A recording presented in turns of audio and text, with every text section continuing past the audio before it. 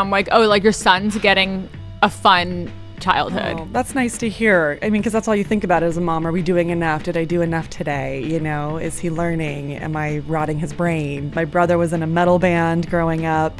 My mom had just a really cool open door policy. She was the mom that was like, you're going to do it in my house. But it was with rock and roll. I remember, of course, like the mommy made me mash my M&Ms. Yep. And then it's like, dun, dun. And then like at what point into the tutoring session did you hook up? He was like, I'll just finish it. Really? Getting them up on stage at this early of an age too, I think is so important because again, it's confidence building.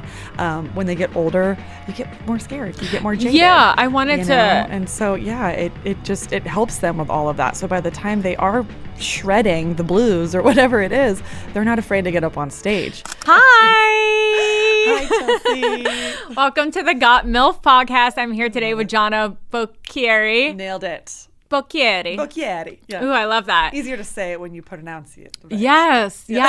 Wait, are you East Coast Italian? No. You're from Midwest. I want to say Colorado based off your Instagram. Well, yes. My parents, I'm actually SoCal. So my dad grew up in La Crescenta. My mom's from Northern California. Okay. And wait, where is that? Redding. On your Instagram.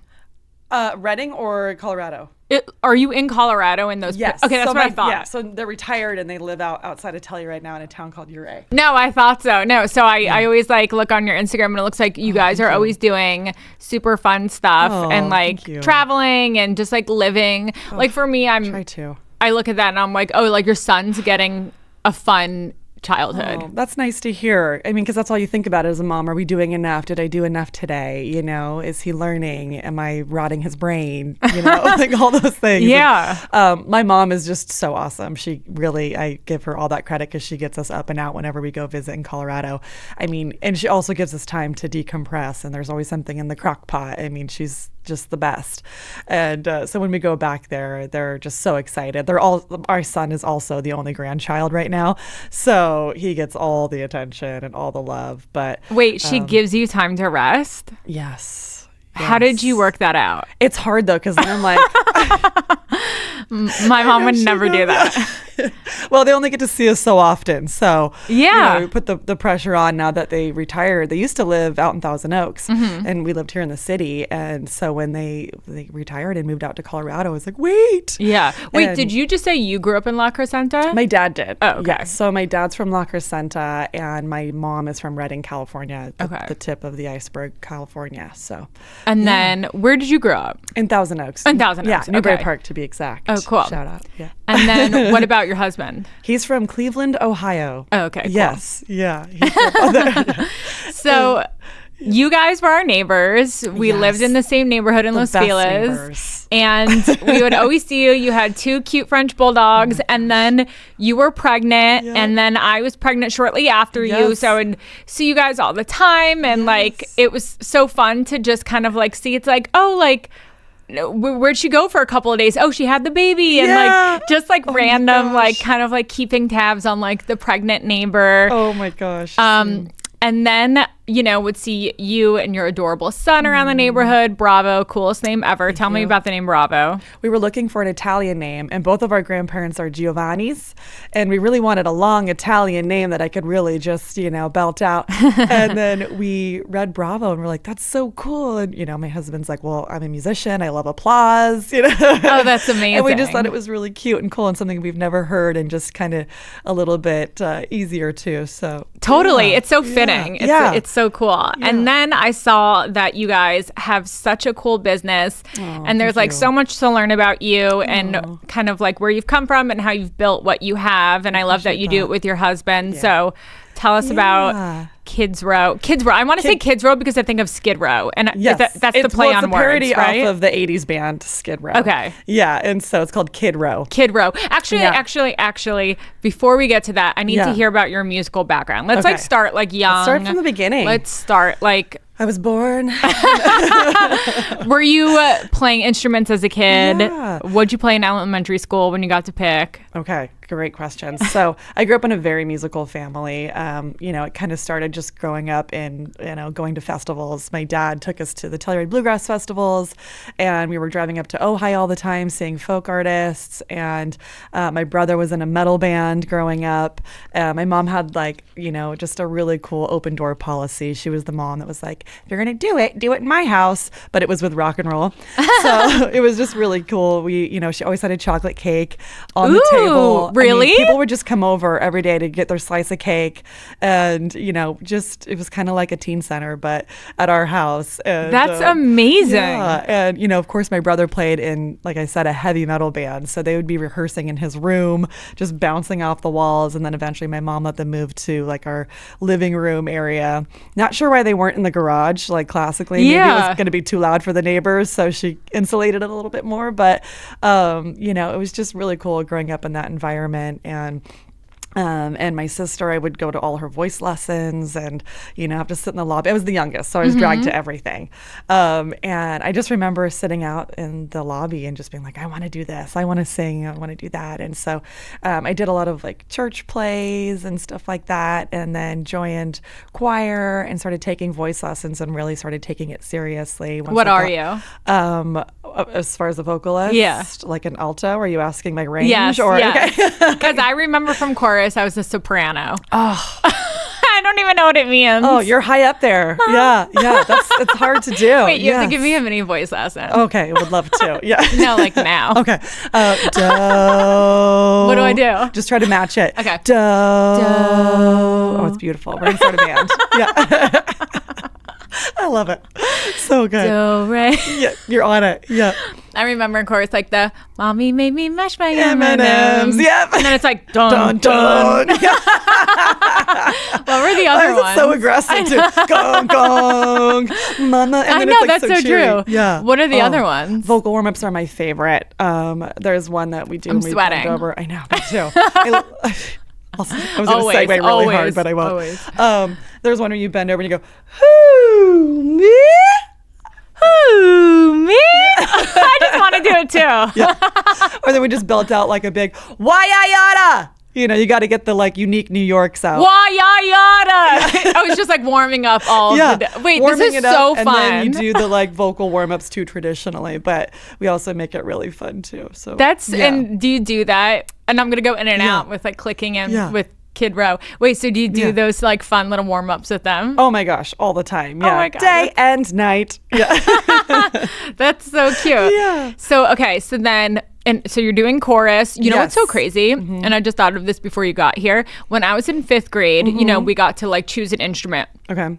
I chose the drums. Awesome. Gosh, so it's like cool. You start with like a drum pad. There was like 4 people or something. Was it like a kit or just a snare? It was just the snare. Okay, awesome. And or a drum pad.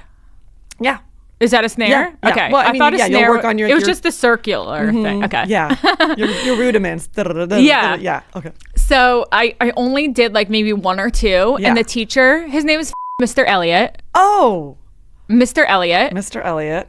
What's up with him? Didn't forget his name. Yeah. Oh. One of the only names I remember. You never do. He said, "You should stop. You're not good." 5th grade. No way. Immediately stopped. Never played again. I've always just appreciated drums from afar. And gosh. This is Can you see my energy changing? Also, how do you get good if you don't try or practice? Couldn't believe that happened, and I just remembered it. The with good like, old days. Okay, I'm lying. Just remembered it. I think about it every month. Yeah. Every time you see a drum kit, you're like, literally. But it's like he just ruined it for me. People don't realize the impact they have on your life, and so that's led me. We'll fast forward and keep going back and forth. But why we started what we started is because it needs to be relatable and attainable. And doesn't matter if you grow up to be a doctor or a lawyer or whatever it is. Music is a part of your life, and just having that, we all know what music does for us and how it helps with other things and education and performing. Public speaking, looking at somebody in the eye, being able to do all that stuff. So So why take that away from somebody who's not maybe going to play Wembley, but, you know, it has the access to learn. Don't take away that. It's so crazy, especially at like such a young age where like obviously like you want to like foster like anyone's creativity and like support. And so it sounds like from the get-go, like you had like a very supportive family. And I think like that will really like take you into like who you are as like a kid with like wanting to pursue things. Yes. Like I think like mentally like it sets you up to be like, I can do anything. Yeah. Like it kind of seems like it does. Yeah. And they were real with me too. Like, you know, they would be like, you're out of tune or, you know.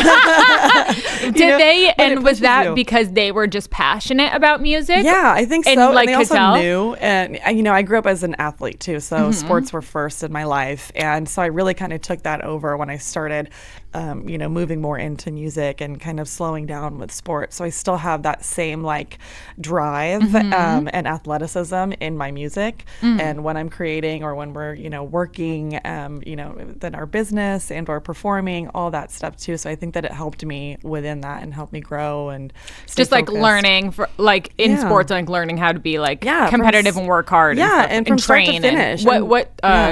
What sport? Soccer was big time, and then volleyball, basketball, golf. I did. Wow. I said yes to everything. Track. I tried everything. Yeah. Water polo. Your school had all of that? Yeah, we grew up in a very traditional. Like, very cool. Yeah, all the sports. Cool. Yeah. So okay, so then what? So then you're in high school. Yes. Are you in band at this point? So I didn't do band, but I did private lessons with guitar and vocals. And then as I got a little bit older, my body just started slowing down, and you know, I started getting shin splints from soccer, yada yada yada. I started doing drama. Yeah. I was in Bye Bye Birdie, and it was the best thing ever. And but it's still musical. I loved it. Yeah. So we're still singing. God, we're still singing. Yeah. We're doing all of it. It was my first audition ever doing anything like that, and I got. Does it stand out to you? It does, because I remember I got 3 callbacks. Ooh. And my mom's friend calls me. She's like, Jana got 3 calls back, and I'm like, oh my God, I'm in trouble. I thought it was in trouble, like I had done something, you know. And they're like, no, it's a good thing. But I just didn't have the like experience. So I really wished, you know, I had that experience from the get-go, learning how to perform, learning how to audition, knowing the language, all that good stuff too. And so again, that's kind of what we're trying to teach the kids now, even just through our program, is how to be prepared with all that stuff, how to talk to each other musically in the classroom, know how. If I'm singing, I know how the guitar works. You know, I know what to ask for if I need something on the bass or the keys or the drums. You know, they all talk to each other. It's a team. And so that is so important to learn, and training your ear. I was just going to say, so it's like training the ear to hear that, because otherwise you wouldn't know. Like when you're listening to music, are you separating the instruments when you're listening to it? Like most people aren't like, oh, I love that bass line. You know what I mean? They hear it as a whole. Only if it's like if something really stands out. Right. You know, like if there's something really wild going on. Yes. Like a solo. Guitar solo. Exactly. And I'm like really like, I do not know how to like speak about music really well, so like forgive me if no, it's good. I'm trying to keep up. Yeah. I'm just gonna throw out like a bunch of like guitar pedals general. and see what you can. Yeah. No. Okay. So how do you? So that's gonna be a young kid, like teaching them to have a musical ear. Like, what does that look like? So just giving them the opportunity and the experience. So when they're in the band together, we teach them about every single instrument and how it works, finding their note, finding, you know, what's high, what's low, you know, learning notation, and then how they all work together. So you can have a guitar player and a keyboard player, and they're both playing the same notes. And when they realize that, they're like, oh my gosh, I can play everything. And so they're moving from each instrument for each song. So we encourage them to change between songs, like they're the Eagles, you know, they kind of shift around. Oh, like musical chairs? Yeah. On like the different instruments, so they can get an idea of like so they don't have to audition for like one role specifically. However, if we have a vocalist that comes in is like, singing's my thing, that's what I want to do, we encourage that. Yeah. And we encourage their musical growth.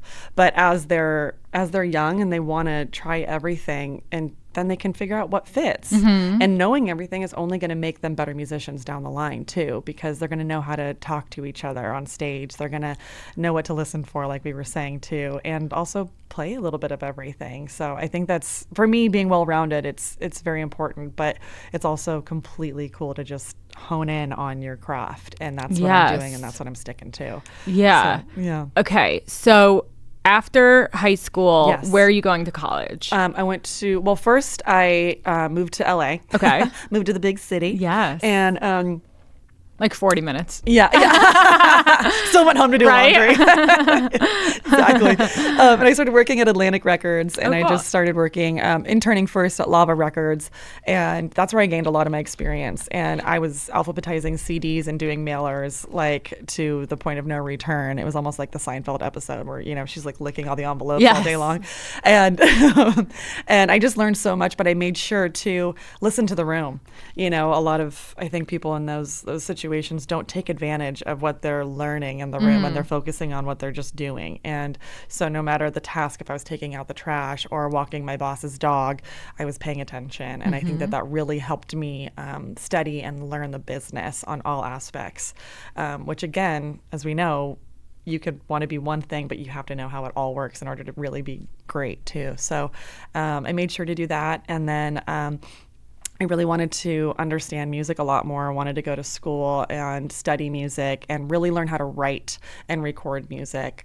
I grew up just, you know, doing my vocal lessons and guitar and, you know, gigging and stuff like that. But I wanted to like compose and be wonderful. So I put in my application to go to Berklee School of Music, and that's like a famous school. Yeah, yeah. So is there only one Berklee School of Music? I thought it was in Berkeley. So I know that's I don't know why they did that. Right? It's confusing. But yeah. It's in Boston. Yes. And then they have a few other locations now. One in Spain. They also do like programs in Athens, and I think they just opened something up in New York, you know, like little kind of sub, you know, branches, but the main hub is Berklee School of Music in Boston. And so it was awesome. I learned so much. I really hunkered down.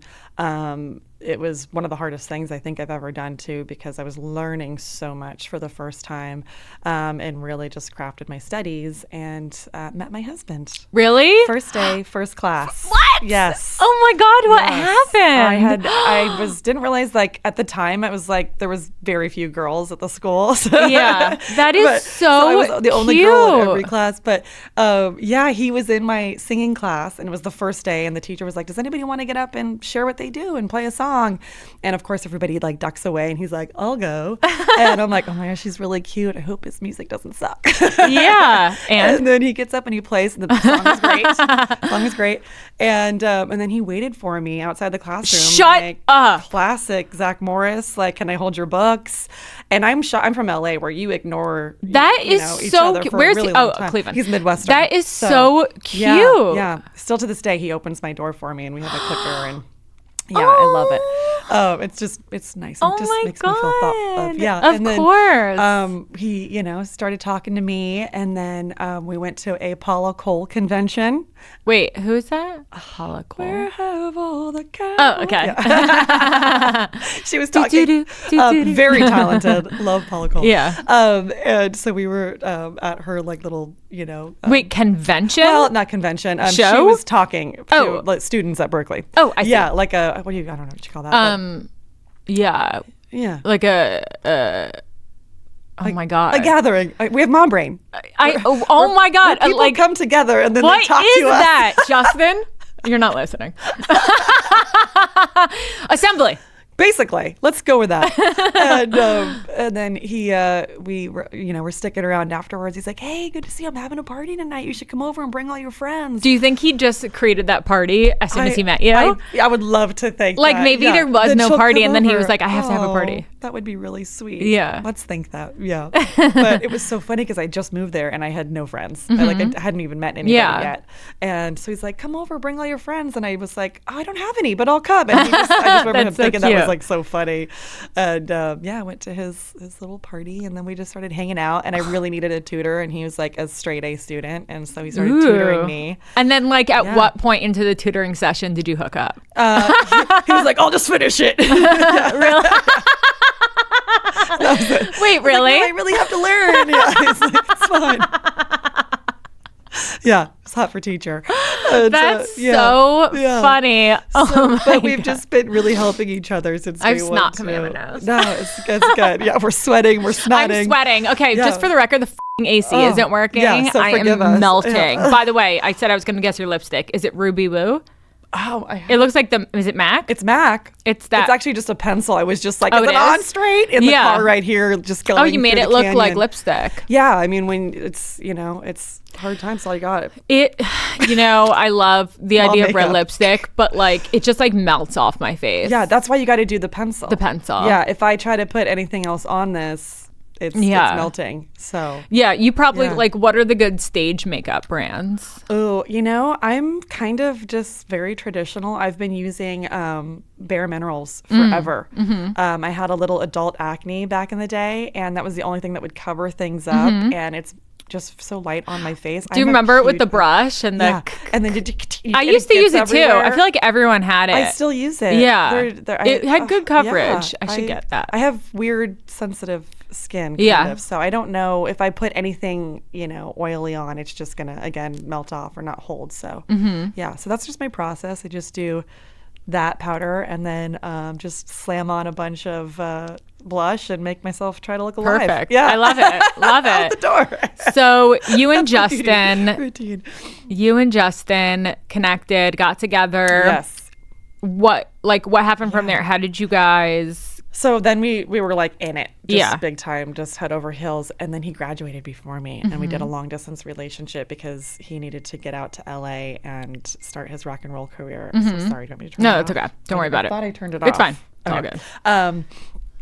And so we did long distance for almost 2.5 years. Just wow. Back and forth. I was still that is so cute, school, like knowing where you are now. Yeah. Yeah. I mean, honestly, we've gone through a lot. I mean, we met when we were 21. Yeah. And I'm going to be 40 next week. That's amazing. Yeah. Oh my God. So you have to give like the tips too. Yeah. We really on like how to make it work and like stay together and like fights and like what's the secret? Like what's stuff that comes up for you? I mean, for us now is just, running a business together, going through, the P word, the pandemic. I was like, what? And I try not to bring up the pandemic anymore. I don't mind. I genuinely had no idea what that word was. We're also a mom now too, so the P word can sound like it. Yeah.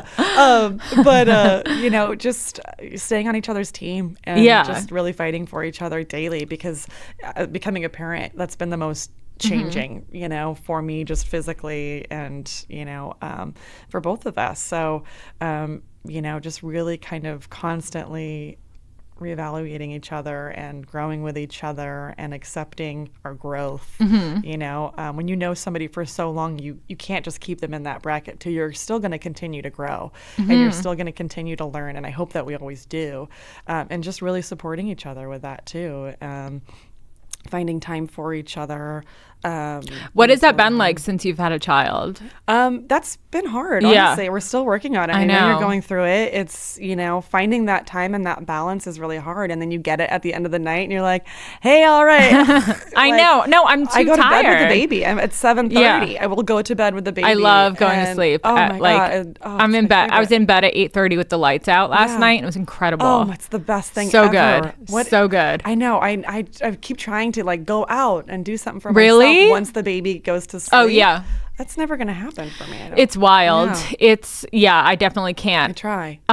So when you guys work together, like how do you have to do like, let's shut that off when we get home and like create just us time? Like, do you guys are like, we're horrible at it. Like, we're going to make a rule, like no work talk. Like, because Stephen and I, we used to work at the Comedy Store together. Oh, that's awesome. Yeah. We were best friends first and then we ended up hooking up, but we worked together for a really long time. Yeah. And he just texted me.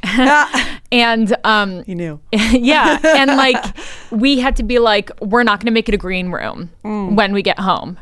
You know, like we So can't important. keep like doing this. So we had to like, and then we just went out to dinner on like a date night, and like I could not tell you the last time we did that. I don't think we really do get to do that and like get a babysitter, but we were like, we have to celebrate our anniversary. Oh my gosh, 6 years of marriage. Congrats. Thanks.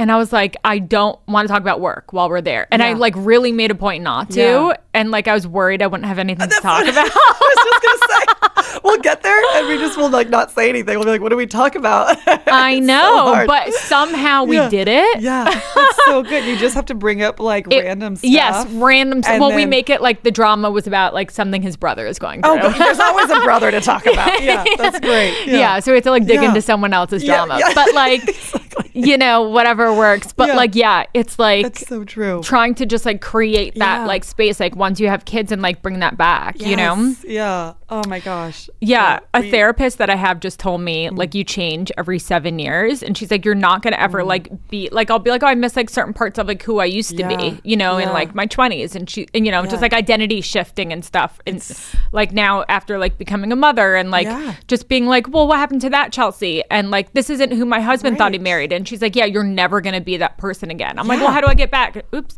And she's like, you don't. I think we have the same therapist. Is her name Christy? No. but I was just thing like with motherhood that I didn't realize. Yeah. And I even like my husband being told that, he's like, what do you mean she's not the same anymore? Where'd she go?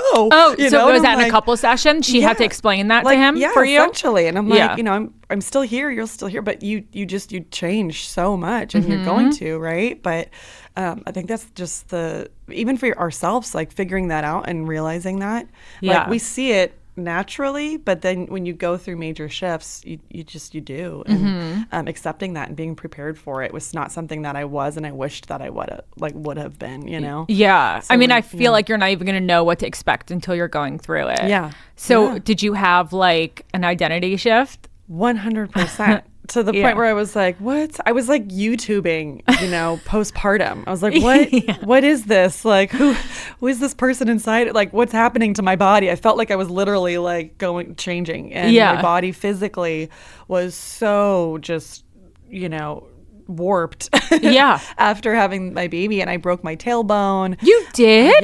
In birth? Yeah. And shut up. It was it's the silliest little bone in your body, but oh my gosh, it affects everything. How did that happen? I'm still like sitting on like, you know, pads. I had to drive like this forever. I've never heard of that. Yeah. So did you have a natural birth? No, not at all. I was induced, and then I had an epidural, and during was it a vaginal birth? Yes. Sorry. Yes. No, that's okay. I was I was on everything. No, of course an epidural, of course. No, wait, so then how did that happen? I think I just pushed for too long and too hard. And I remember saying, you know, I was also like, you know, having a good time.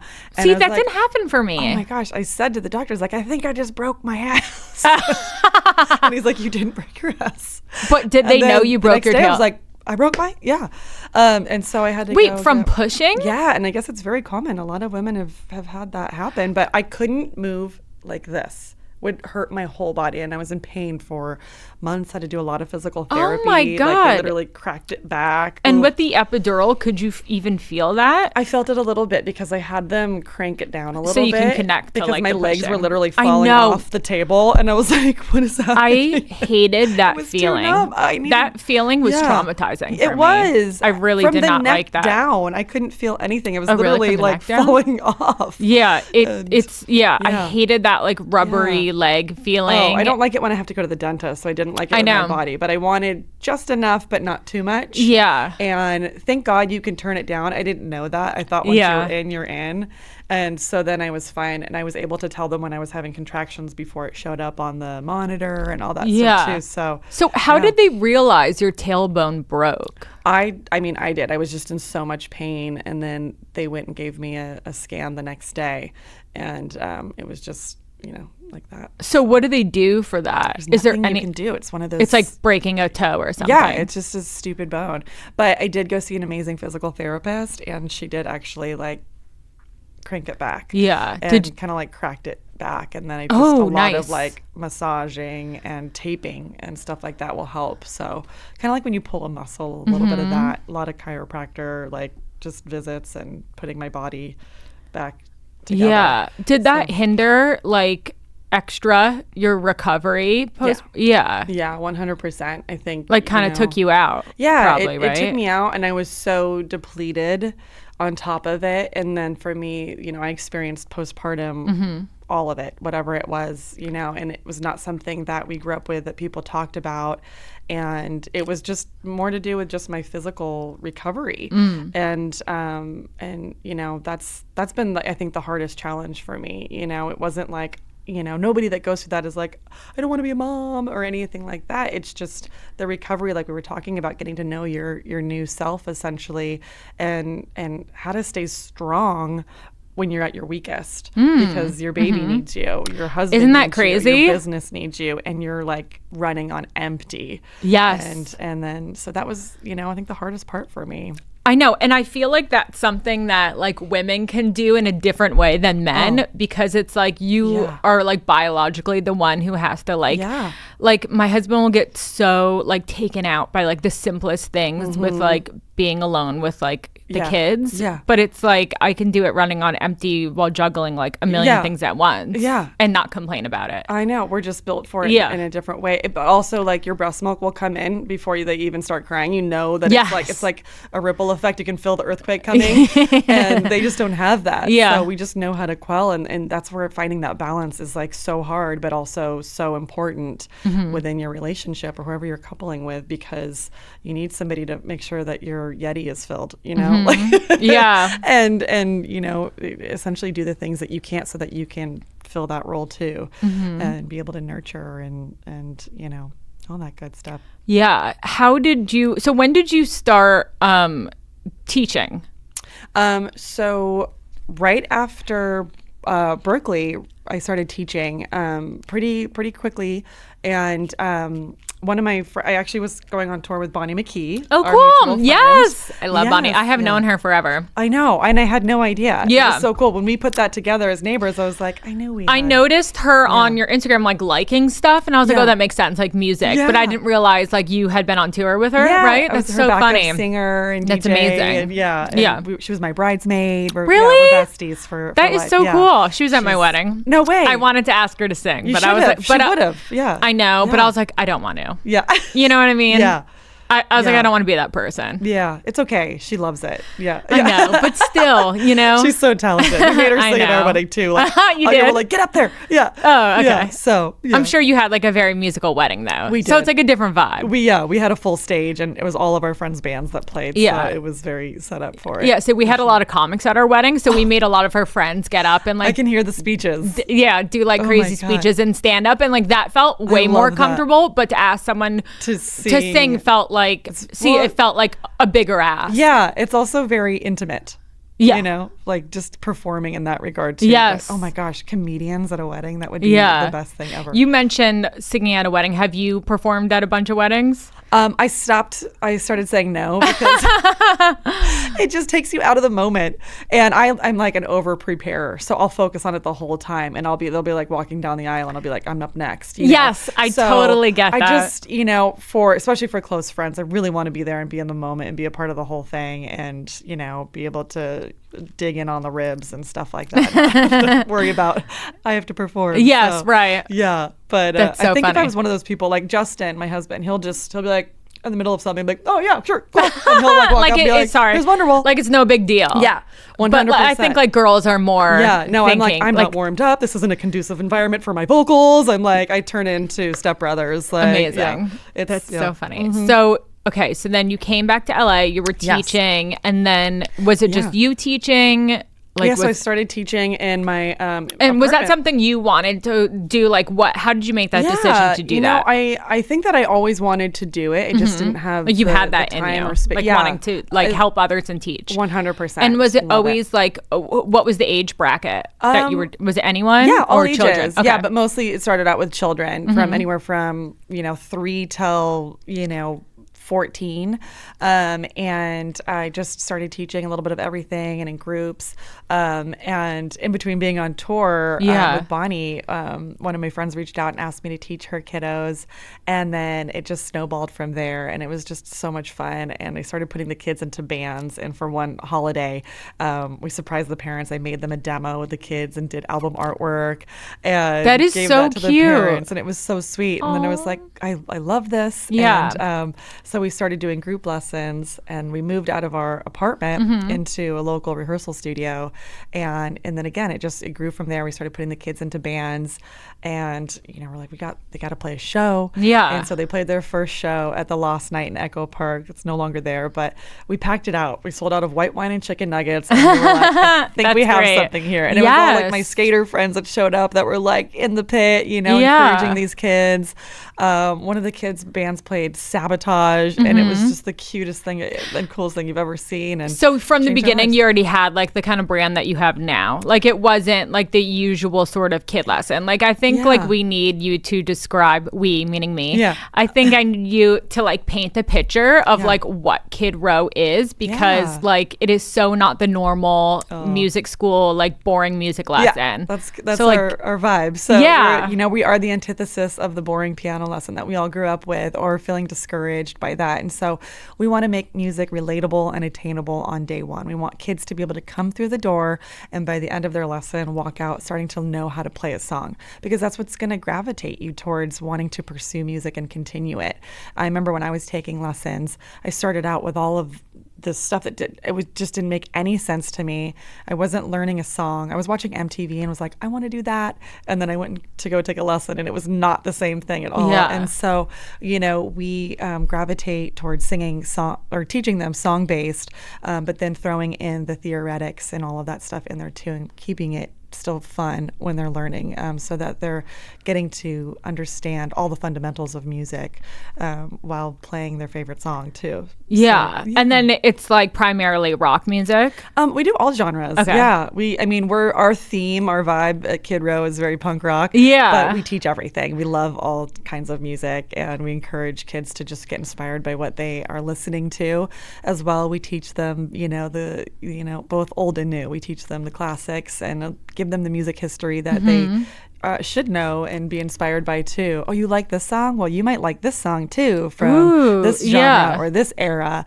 And, this artist was really influenced by this. So just creating that musical conversation for kids too, so that they go to their friends and start having it. What are you listening to? And start talking shop, Yeah. So if you were giving advice to a parent to kind of like encourage them with music or just like anything really, like what are things that you've noticed like as a teacher, like for one, like keeping attention span, like is it like letting go of expectations and like just kind of like testing and like encouragement? Like talk to me kind of about this. Right. That's such a good question, because it's so important to me, because I grew up not being able to focus. I was looking out the window, and I think kids and adults learn differently. Everybody learns differently. And so it's so important to teach to that student. We have our curriculum, we have our guidelines, we have what we're working off of. But if a student needs to go this direction, or they are learning more colorfully, then we're going to What does that mean? Like, I'll even just write things down.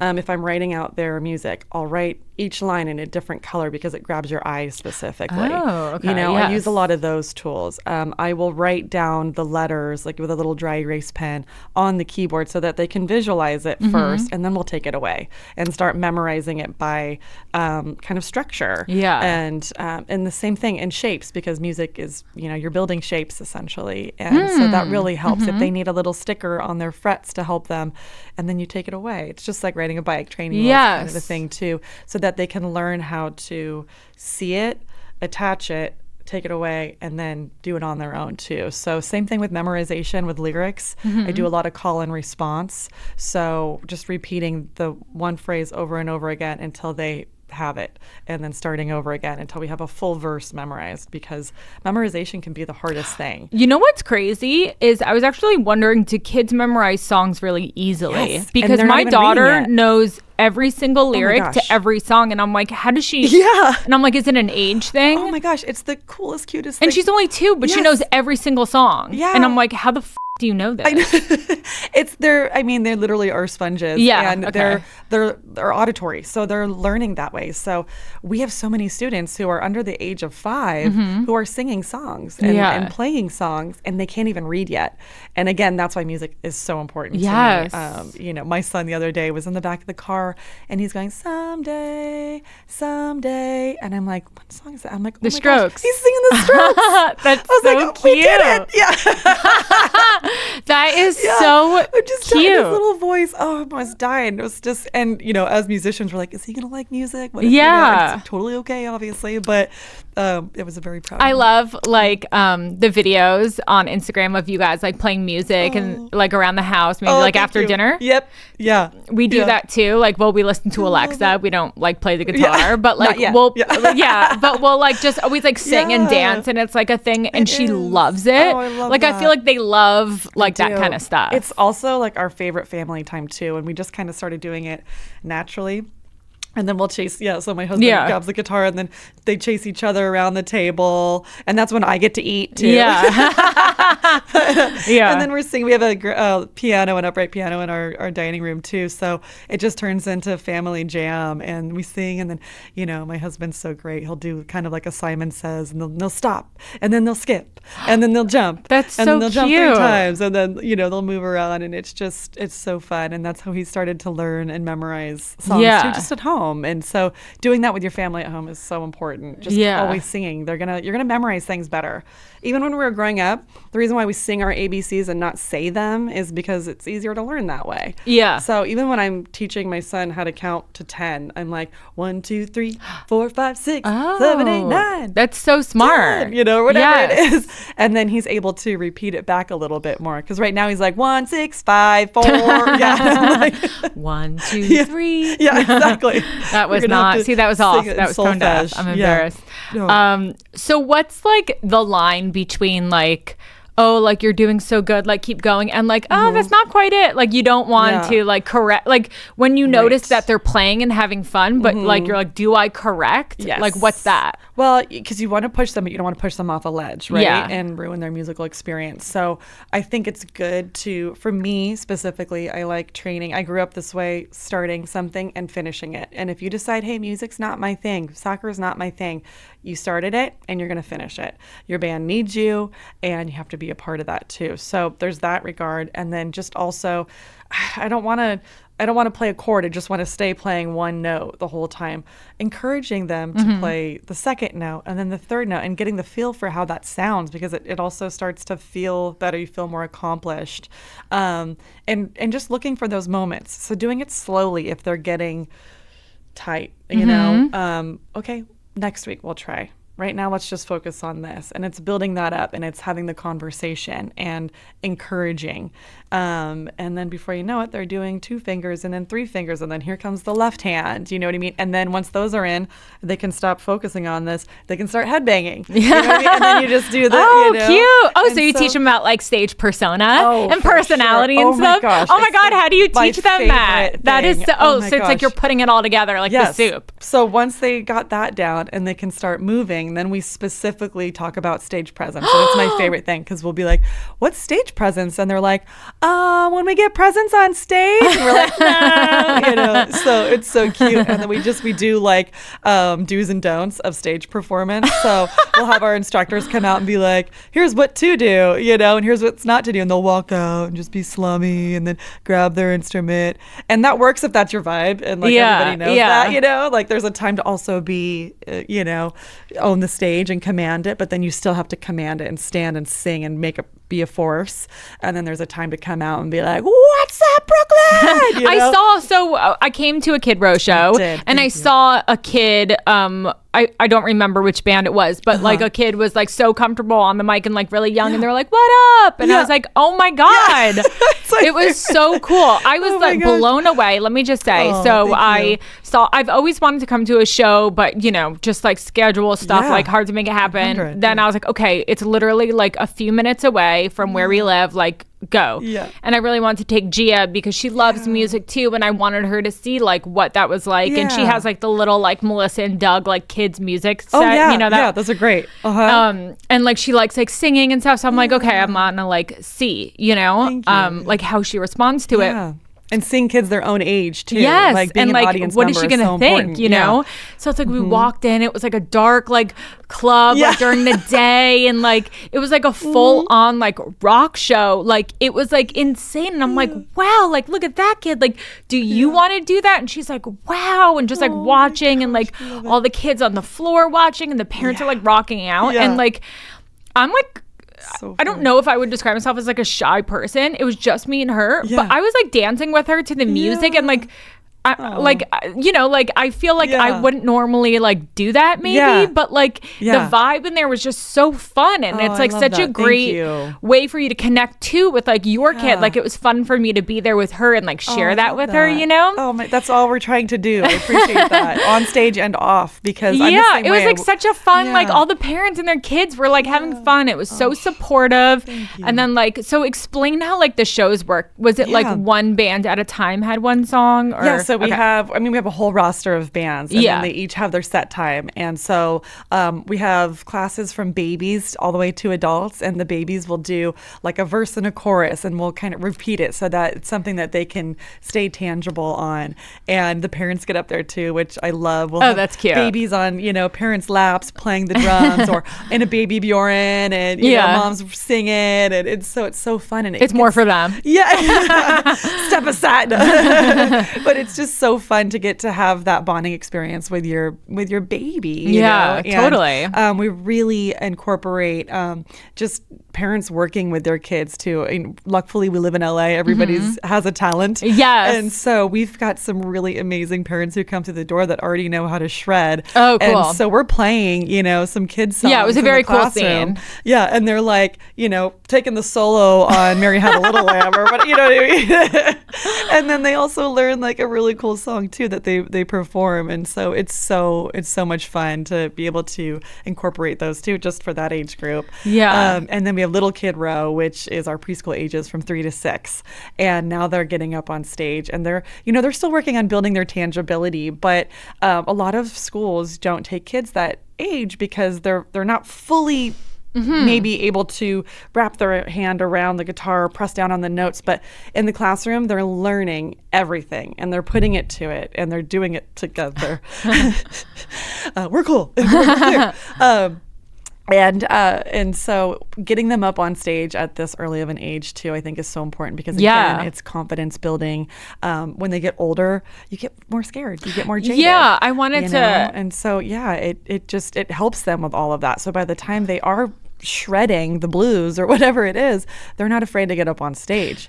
I feel like that's what I think about something like child acting. You know, if they're like doing that from a young age, then they're probably like not afraid, or they're not like overthinking. Not at all. So it's like if you're starting something like music at a young age, it probably just becomes like second nature, and you're not like thinking too much about it. Yeah, exactly. Because it's like, what age have you noticed when that starts to change? If you have noticed. I mean, for me, I feel like around 7, it can start to change, you know, or, you know, some kids, they're fine coming in right at 7 and jumping right in, but it varies, you know, because every child is different. Yeah. It's the same thing with adults. But for me, I felt like it was that for me. I started noticing and started getting a little bit more shy. And I want to remove that fear, but I also want to support it with confidence and just overall spatial awareness, knowing how to control your body, knowing how to perform, project, make eye contact, like we were saying earlier, all of those things which are beneficial to your life growing up. I mean, when we were in high school, all we took was speech class to get us, and it was probably too late, but like we should have been learning that when we were kids, you know, and a lot of that stuff. So that's why I think it's so important. And then they take off. So we, back to teaching them stage presence and performance, we'll put like the little monitors on the ground and just teach them how to put their foot on top of the monitor and hold the mic like this out to the audience, and and just sing or get the crowd clapping, those kind of things. A point, like little things go a long way. Yeah. And then the next thing you know, you're able to walk across the stage, with a foot in the air. Yeah, exactly. Yeah, get your fan out, do some choreography, all of it. Have you seen some like wild? Have you seen? Are any of kids like actually shredding? Oh yeah, they all like. are. Have you seen anyone? I'm sure like you've seen a couple kids who you were like, no, like your kid's a star. Yeah, like this is crazy. Yes, I mean, and at all ages too, Yeah. which is really incredible. You just watch everybody have their star quality. Yeah, and how it comes out. This last show, we had an all-girl band, and they created their own choreography, and we're watching each other up there, and it just. The confidence, and also again the memorization to do that too and work off of each other. I love it so much. I mean, we've had shows where we had one girl slide on her knees across the stage, and we have it on video. It's so great. It's just the coolest That's thing. amazing. With the mic in her hand. We've had kids doing straight up head spins with their hair. We've had breakdown moments where one band was doing Where It's At. Back. And we did the whole, we did the whole breakdown. Just the keys and the mic, and got the whole audience singing it too. That's and so fun. A student took the keyboard solo. We've had kids who are playing horn instruments come out. Oh my gosh, a few seasons ago, the kids did Careless Whispers. Yes. And one of the kids did the saxophone solo, and it was just that for me was like, I'm like, was this for me specifically? Yeah. Yes. No, it was just a really cool moment. I bet you every time you're like standing there and you're like, it feels so good to give these kids that platform. It's so, I mean, my cheeks hurt talking about it even. So when I leave the shows, not to mention just the classroom, I'm filled up, like my cup runneth over. Oh, wait, you were so fulfilled. But my cheeks hurt from smiling and laughing all day. Like I feel like, when you are found so that purpose. lucky. I know you are so lucky. Like you found that purpose. Thanks. Yeah. Oh my really, God. I'm so happy for you. Thank you. I found that thing. No, because people spend their whole lives wanting to find. So it's like knowing you wanted to do this. Like how do you run with it and be like, no, I can do this? It's a good reminder. And I need to remind myself that too. When I'm just talking about it, it's because I'm passionate about it. But then just reminding myself that too, that that's where I'm at. That's really what brings me so much joy, and I'm able to get to do everything that I said yes to growing up and all my experiences, and put them into this platform. I love it. We also run a rehearsal facility too, so we have bands that come in and rehearse hourly with us at KR Studios. We're right across from Salazar and Zebulon over here in Silver Lake. Okay, cool. And so it's fun to get to do all of those things and just be able to offer music to our community on top of just doing the education too. It is. It's just so fun, and to watch somebody start and finish something is so awesome, especially with kids and adults, because I'll leave a lesson and be like, oh my gosh, we started this lesson and they didn't know how to do something. Yeah. And by the end of it, they know how to do something. And I helped with that. That feels really good. And that's why education in a whole is just so important. And our educators are so important. And, Yeah. Do you ever have to pull a parent aside and be like, hey, like, I think I need like a little bit more from you with like the way that you're like encouraging your kid or talking to your kid, or like like do you ever have those kind of conversations with parents and be like, oh, it might be more helpful if like you did this? Oh yeah, absolutely. Yeah. I mean, I get that at preschool, like, we're working on gentle hands, you know, like, so there's always going to be little things like that. We send them home. We talk to the parents after every lesson. Oh, cool. And say, this is what we did today. This is what we're working on. This is what we'd like your help with at home. Oh, great. So it's all like tied in there. So it doesn't feel like a specific, like, no, not at all. Cool. It's really important to keep the parents engaged and informed on what's going on so that they can help at home. I think the hardest part across the board for music educators is, parents, how do I get my kiddo to perform or practice at home? And so we'll teach them how to practice at home and encourage them to understand that also still takes time, and it's going to take time. And then eventually just keeping the guitar right there. They're going to walk by it, and then eventually they're going to pick it up as it gets easier. And give them activities too that they can do with the kids at home, even if it's just like, I don't play music, I don't know how to talk music, But you can turn on the radio and say, oh, what's this band? Or what are you listening to? Or where's the chorus? We'll teach the parents how to bring up even just song form so that they can start working together and having that musical conversation at home too.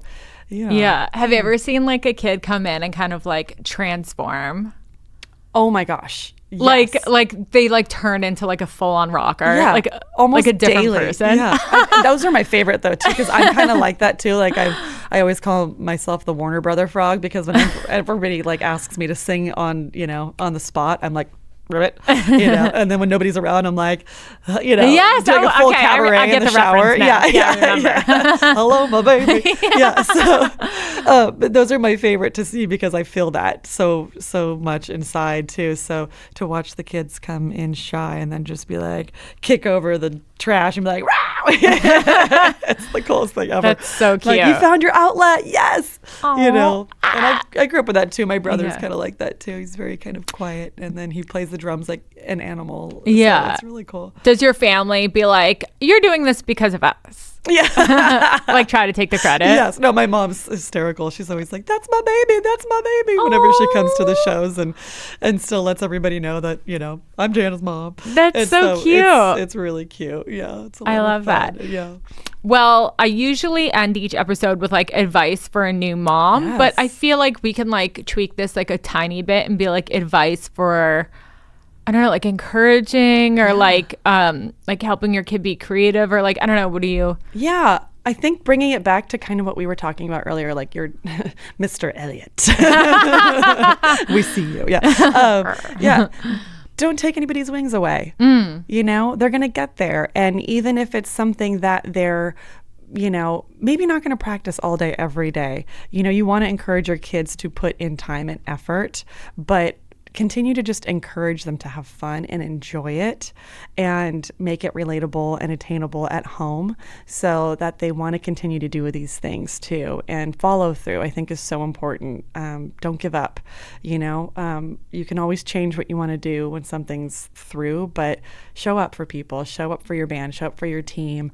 You don't have to sit through anything that's doesn't feel right either. But for me, it's that, just encouragement. Have fun with it. It's music. It's supposed to be fun while you're learning too, and listen and watch them and encourage them to just be wild. Don't take away that spark, because that's what happens when we get older. We lose that so fast, and just let them be colorful and goofy and little rock stars, and then they'll figure it out from there.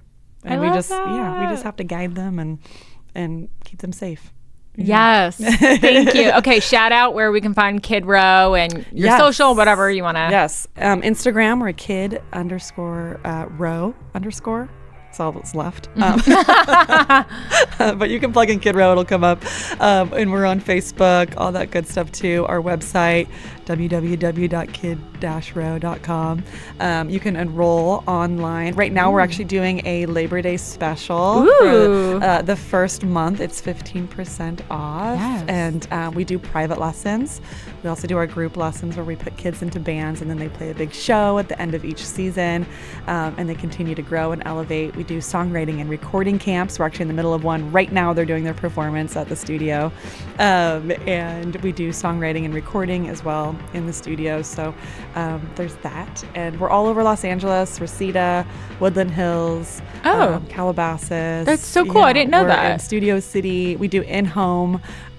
So we can come to you if you have like a little baby class you want to meet at a park. So we say yes to pretty much everything. We'll come to you. Yeah. Yes. And you can come to us. And we do birthday parties. Ooh. Yes. We bring the party. It's so fun too. We do a full-blown rock and roll show for the kids, and then we get them playing on stage too. And it's a lot of fun. We actually just did a birthday party not too long ago at Genghis Cohen. Yes. So of the course. Chinese restaurant down the street on Fairfax. In that room. And it was the most fun. Yeah. That's so fun. Cool. So we can do it all. So yay. Yeah. I love that. Thank you so much. Yes, thanks for having me and letting me, talk about Kid Row and conversing on working mamas and all that good stuff. We need to support each other.